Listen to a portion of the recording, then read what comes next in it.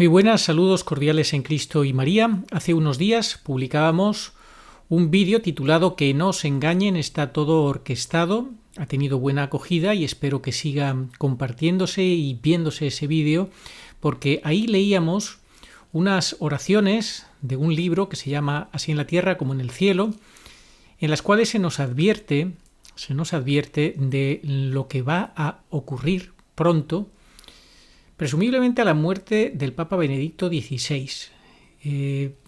Puede crearse ahí un cisma, un par de corrientes, o con otra palabra es la que utilizaba esas oraciones, facciones, dos facciones que son contrarias entre sí, y ninguna de ellas está sujeta a Pedro. Por tanto, ninguna de ellas es católica. Mucho cuidado. ¿De qué nos sirve apariencias de bien, apariencias de rigurosidad en la doctrina y demás, si no están bajo Pedro, si no son realmente católicas? La promesa de nuestro Señor Jesucristo es a Pedro y al que esté bajo Pedro, con Pedro y bajo Pedro. Por tanto, mucho cuidado, porque puede haber dos facciones, una la que está con Bergoglio, o similar, ya sea que Bergoglio desapareciera y viniera otro antipapa o lo que quiera que sea. Es decir, la facción de Bergoglio, que está arrastrando a toda el ala progresista, modernista, etcétera, herética dentro de la Iglesia, que no es fruto del Concilio Vaticano II, sino que es otra cosa que rompe totalmente con la Iglesia, rompe con los papas, Juan Pablo II, Benedicto XVI, etcétera, pero que astutamente se presenta como si fuera la guinda al pastel del Concilio Vaticano II, de manera que se forma esa otra facción, que es aquella que quiere defender la pulcritud, la pureza de la Iglesia católica, que ellos no son modernistas, etcétera, que califican al Concilio Vaticano II como un conciliábulo, que es el que ha conseguido, que ha dado como fruto a Bergoglio, y cae en esa trampa, o bien de manera consciente o bien de manera inconsciente. Si es de manera consciente es gravísimo, porque entonces ahí hay una falsedad, y si es de manera inconsciente, pues también es grave. De manera que son dos facciones que son falsas. Falsas porque no consideran el Concilio Vaticano II como válido, lo consideran como un conciliábulo y demás.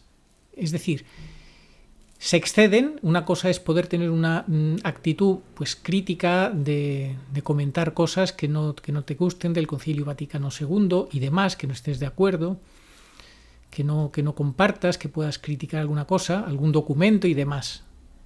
Pero otra cosa es lo que hacen estos señores, que lo consideran un golpe de Estado. Esa facción considera el Concilio Vaticano II como un golpe de Estado dentro de la Iglesia. Y sin embargo, tienen a Bergoglio por papa, algunos de ellos, otros son los sedevacantistas que no tienen por papa a ninguno. Bien, pero hoy lo que vamos a hablar en esta ocasión es de unas reflexiones, un artículo que ha publicado Alex Holgado, el historiador y periodista Alex Holgado, con el cual ya tuvimos aquí una entrevista en este canal muy interesante, que os recomiendo que la veáis, el que no la haya visto todavía, y que él titula ¿Por qué el lefebrismo está incapacitado para entender lo que sucede con Bergoglio? Yo lo he titulado El lefebrismo entraña la destrucción del papado, que forma parte de este artículo o reflexiones de Alex Holgado. Vamos a leerlo y que cada cual saque sus conclusiones, pero verdaderamente merece la pena, no tiene desperdicio. En varias ocasiones me he referido a los lefebristas como falsos católicos, pues una de las señas de identidad católica es el papado, y aquellos, hace décadas, que se han desvinculado de facto del Papa. Fijaos qué grave, desvincularse de facto del Papa. ¿Dónde está el nudo de la cuestión?, se pregunta Alex Holgado. En la esencia misma del lefebrismo, su desobediencia sistemática al sumo pontífice. Desobediencia sistemática al sumo pontífice. Monseñor Marcel Lefebvre, en su día, se embarcó en la mayor de las contradicciones, la de desobedecer al Papa. la tradición en persona, el signo más visible de la catolicidad, y eso lo hizo en virtud de la tradición. Fijaos qué contradicción. ¿Es esto viable? En absoluto. Donde está Pedro está la Iglesia, y donde está la Iglesia está el Señor. Y negar la condición trascendente del vicario de Cristo supone automáticamente negar las promesas de nuestro Señor Jesucristo. Mateo 16-18. No se puede ser católico al margen del Papa. Fijaos, lo tiene clarísimo Alex. No se puede ser católico al margen del Papa. No es que lo tenga claro él, es que es así. Forma parte de la doctrina de la Iglesia. Por otra parte, ¿puede un católico adherirse al Papa de palabra y negarlo con los hechos? Es decir, ¿es lícito para la moral cristiana reconocer la jurisdicción del Papa, pero no su magisterio, el ejercicio de su autoridad? La respuesta la tienen, por ejemplo, en el numeral 205 del Catecismo Mayor de San Pío X o en el numeral 892 del Catecismo de la Iglesia Católica de 1992. Bueno, él no pone aquí esos dos numerales, pero es cuestión de que los busquemos. Numeral 205 del Catecismo de San Pío X. ¿Cómo debe portarse todo católico respecto al Papa? Respuesta. Todo católico debe reconocer al Papa como Padre, Pastor y Maestro universal, y estar unido con él de entendimiento y corazón. Fijaos, todo católico debe reconocer al Papa como Padre, Pastor y Maestro universal y estar unido con él de entendimiento y corazón. Catecismo de Juan Pablo II, numeral 892. La asistencia divina es también concedida a los sucesores de los apóstoles cuando enseñan en comunión con el sucesor de Pedro y de una manera particular al obispo de Roma, pastor de toda la Iglesia, aunque sin llegar a una definición infalible y sin pronunciarse de una manera definitiva. Ante estas razones contundentes, los lefebristas solo pueden esgrimir paupérrimos argumentos descalificadores sintetizados en el estrafalario concepto de papolatría. De forma similar a los protestantes, confunden la persona con la persona con mayúsculas. El Papa no es incuestionable en temas de fe y costumbres por ser fulanito de tal, sino por estar especialmente asistido por el Espíritu Santo.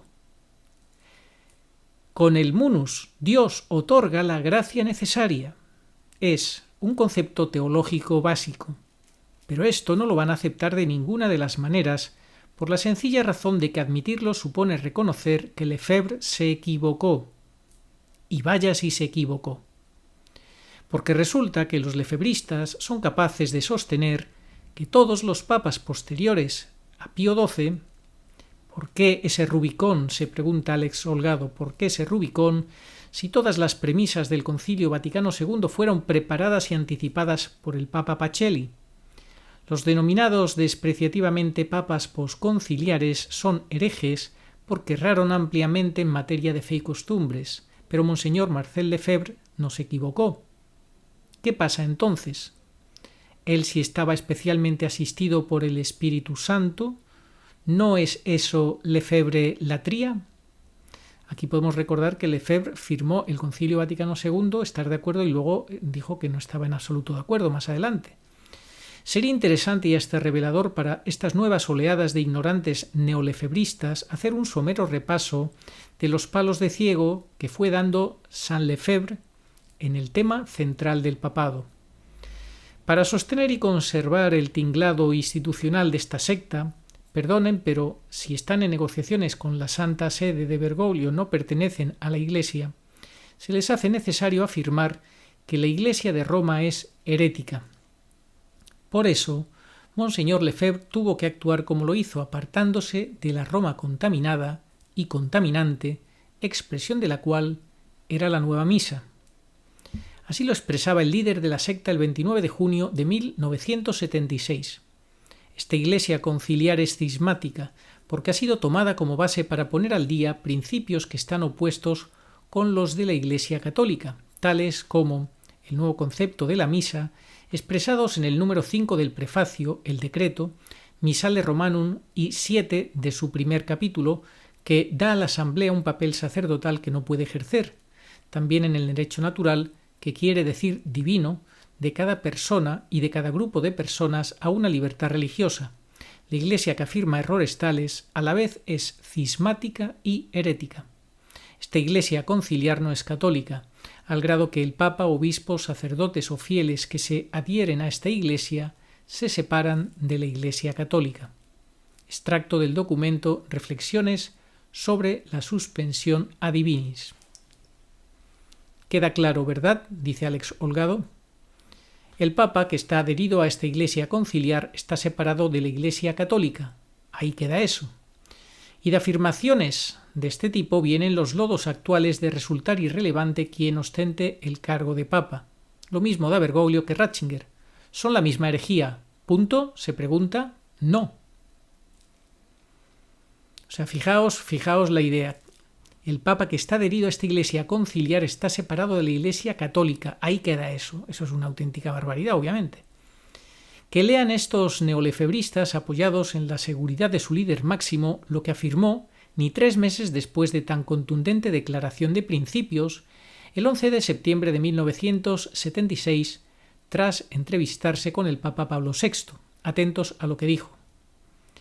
En 2 días se ha resuelto lo que no he conseguido en 2 años y que aparecía como tan difícil, que ya no tenía ninguna esperanza. Estamos satisfechos de nuestro encuentro con el Santo Padre. Esto ha sido un primer encuentro y esperamos que pueda continuar el diálogo.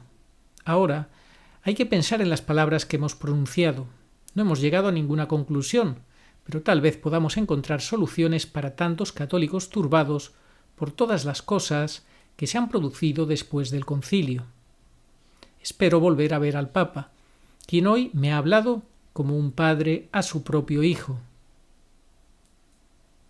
De pronto, el Papa, que era hereje y cismático, pasa a ser el Santo Padre, que le habla como un padre a su propio hijo. ¿No había afirmado que el Papa no era ni siquiera católico? Eso es coherencia. Habría que recriminarle que o bien se equivocó antes o bien yerra ahora, pero las dos cosas contrarias y a la vez no puede ser. Pero ojo, que hay más.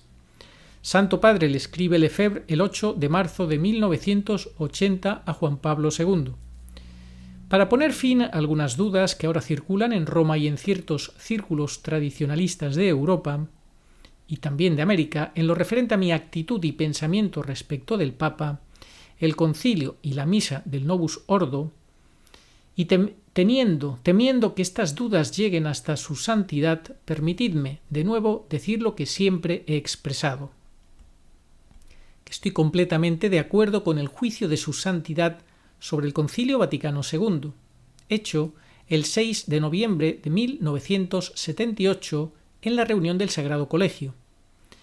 Que el concilio debe entenderse a la luz de toda la sagrada tradición y en base al constante magisterio de la Santa Iglesia. Respecto a la misa del Novus Ordo, a pesar de todas las reservas que se tengan, yo nunca he dicho que en sí sea inválida o herética. Fijaos, yo nunca he dicho que en sí sea inválida o herética. Esto lo dice Lefebvre. Bien. ¿Qué tal? ¿Algún lefebrista a estas alturas del escrito ya se estará refugiando en la descontextualización, la manipulación y la mentira de quien en realidad trata de rescatar la verdad de las cosas? O tal vez apunten a la manida tergiversación orquestada desde Roma para confundir a los católicos perplejos. Habrá que seguir aportando datos. Vamos a ello. Tenemos la famosa carta de Monseñor Lefebvre a los futuros obispos del 29 de agosto de 1987, donde escribe lo siguiente.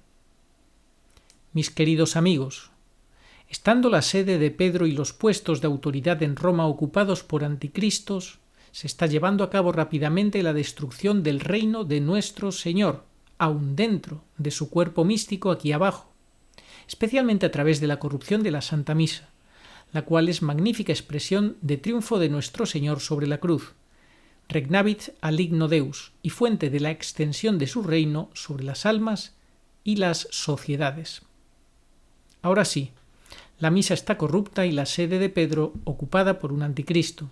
Este sí es el verdadero Lefebvre, nuestro león de la tradición. Llama la atención, no obstante, que sea teológicamente posible que al frente del cuerpo místico de nuestro Señor esté un anticristo. Pero, en fin, esos son detalles sin importancia. Lo importante es que en esta carta aparece el auténtico mensaje de Lefebvre. Congratulaciones lefebristas.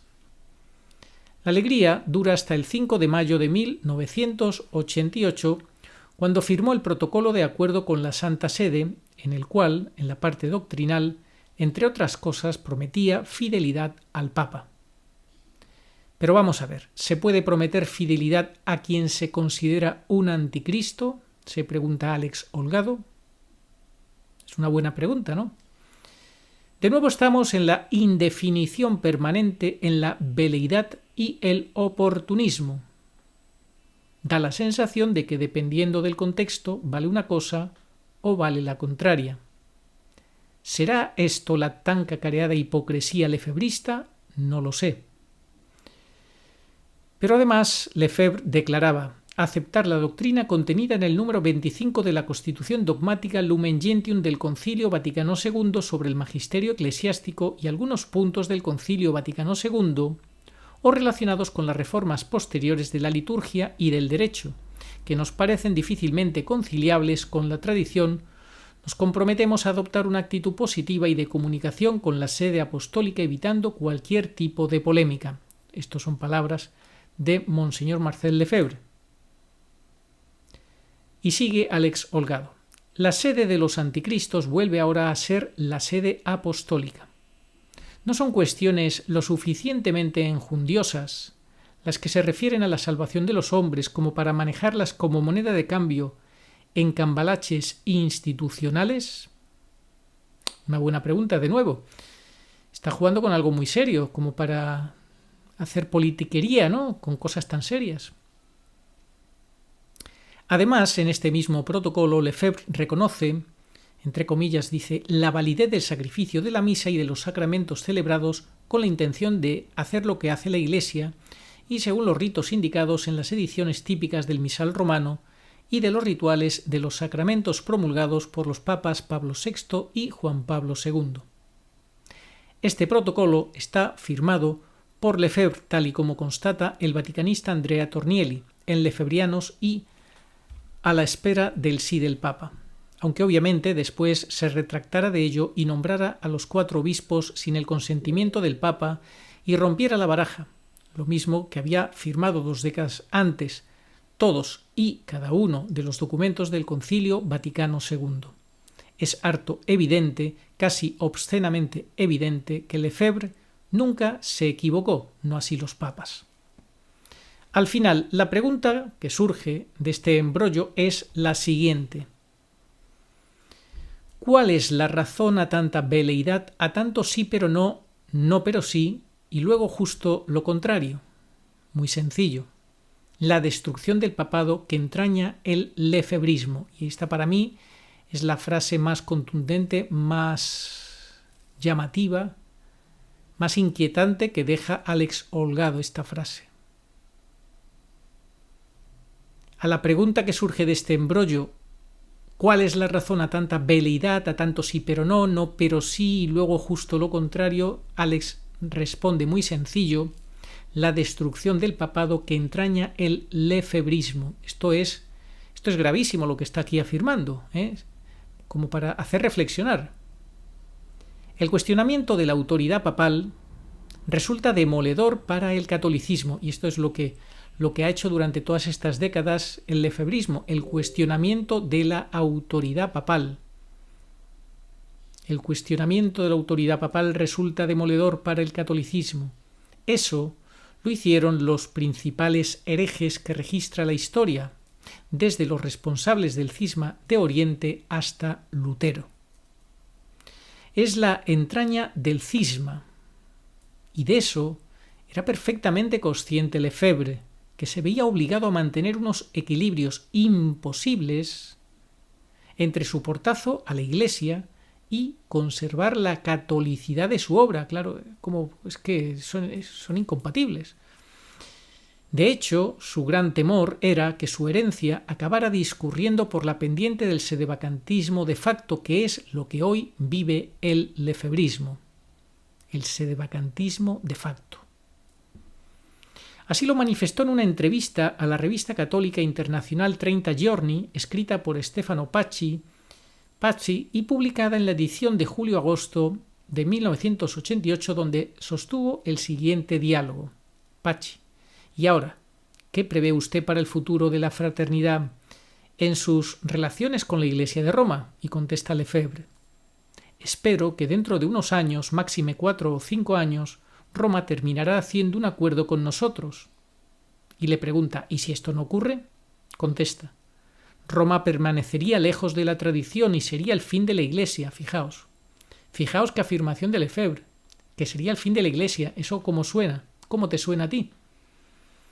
Como yo sí reconozco que el Papa, el sucesor de Pedro, dice Lefebvre, como yo sí reconozco en el Papa el sucesor de Pedro, no soy de los que consideran la sede de Pedro vacante. Y no digo que este Papa es un hereje, pero sus ideas sí son heréticas. Y ya han sido condenadas por previos pontífices y además conducen a la herejía. Viendo cómo las autoridades de la Iglesia han actuado desde el concilio, pareciera que el Espíritu Santo se ha tomado unas vacaciones. Es decir, Lefebvre quiere evitar caer en el sedevacantismo, apuntando anteriormente en varias declaraciones y escritos suyos con lo del anticristo al frente de la Iglesia. Por eso ahora niega que el Papa sea hereje, pero a la vez no lo niega, pues sostiene que tiene ideas heréticas. Un equilibrio, como decimos, imposible, en el que se enmarca la surrealista afirmación final de que el Espíritu Santo ha dejado de asistir a la Iglesia, o como él dijo, se ha tomado unas vacaciones, lo cual a mí me resulta un poco feo, la verdad, esa expresión. Tremendo. Está claro que de esta fuente turbia original no puede jamás brotar nada puro, y de hecho, el gran dolor de cabeza de los sucesores de Lefebvre en la fraternidad sacerdotal San Pío X ha sido frenar la cuesta abajo hacia el sedevacantismo. Monseñor Felay mantuvo muy serias discusiones internas en las que advertía sobre esta realidad dentro de la institución, tensiones que no se han resuelto ni podrán resolverse. Esto es lo más triste y la clave de todo. Tensiones que no podrán resolverse mientras no se sometan humildemente a la autoridad del Papa, de los verdaderos papas. Estas tensiones no podrán resolverse. Repito, Monseñor Felay mantuvo muy serias discusiones internas en las que advertía sobre esta realidad dentro de la institución. Tensiones que no se han resuelto ni podrán resolverse porque, como venimos insistiendo, la verdadera y efectiva subordinación al Papa, el vicario de Cristo, es la piedra angular en la que se sostiene el catolicismo de la Iglesia. Por eso, y porque se sienten al margen de quien gobierne la Iglesia y han perdido toda noción sobre el papado, el lefebrismo nada puede hacer por vivir en verdad y denunciar la impostura de Bergoglio. Asumen a Bergoglio como un papa más, aunque de facto viven en un sedevacantismo y no denuncian la impostura de Bergoglio.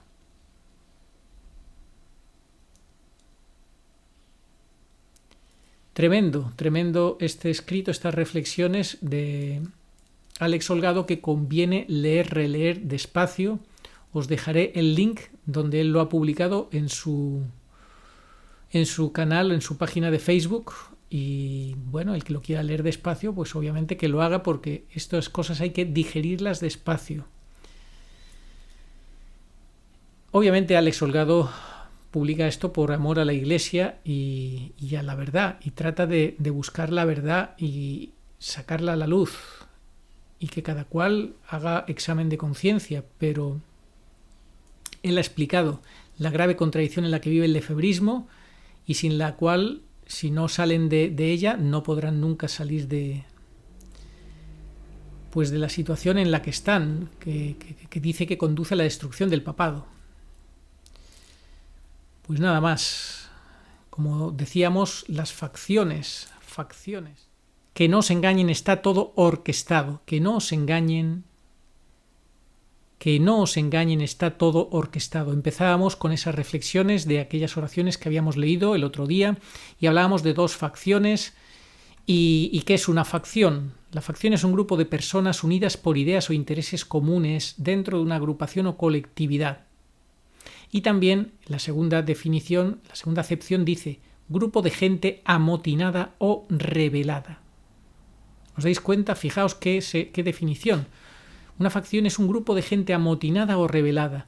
Entonces, claro, si, por ejemplo, a la muerte de Benedicto XVI hay dos facciones que se disputan entre sí quién es la verdadera iglesia, la de Bergoglio y sus seguidores, o la de, por ejemplo, Viganò y sus seguidores, que no reconocen el Concilio Vaticano II, que no reconocen a los papas posconciliares, que no se someten ni se han sometido a Benedicto XVI, etcétera, etcétera, y que ya incluso han tenido a Bergoglio por papa. Es decir, si no están con el verdadero papa, significa que son dos facciones que están amotinadas o rebeladas, porque la Iglesia, como hemos leído en este escrito de Alex Holgado, la Iglesia tiene que estar con Pedro y bajo Pedro, si no está con el Señor, que la Iglesia tiene que ser así, que es como el Señor la ha instituido, la ha creado. Por eso, fijaos, esas dos facciones que se van a disputar el querer llevarse a los católicos y a los descontentos y demás, pues pueden ser dos facciones falsas porque son gente amotinada o rebelada al final contra la verdad instituida por Jesucristo, de cuál es la verdadera iglesia, la que está sometida al verdadero Pedro. En fin, muy interesante el artículo, el escrito de Alex Holgado. Como digo, os dejo el link y para el que lo quiera ver tranquilamente, al que le haya gustado, por favor que comparta este vídeo y que la Virgen nos guarde, ella que es la Madre de la Iglesia, que nos guarde frente a todo engaño y toda ocasión de peligro, que son muchas las situaciones en las que nos estamos viendo envueltos en esta batalla final entre la Iglesia y la anti-Iglesia. Muchos los engaños. Oración a Nuestra Señora de todos los pueblos. Señor Jesucristo, Hijo del Padre, manda ahora tu Espíritu sobre la tierra. Haz que el Espíritu Santo habite en el corazón de todos los pueblos, para que sean preservados de la corrupción, de las calamidades y de la guerra. Que la Señora de todos los pueblos, que un día era María, sea nuestra abogada. Amén. Oh María, sin pecado concebida, rogad por nosotros que recurrimos a vos. Amén.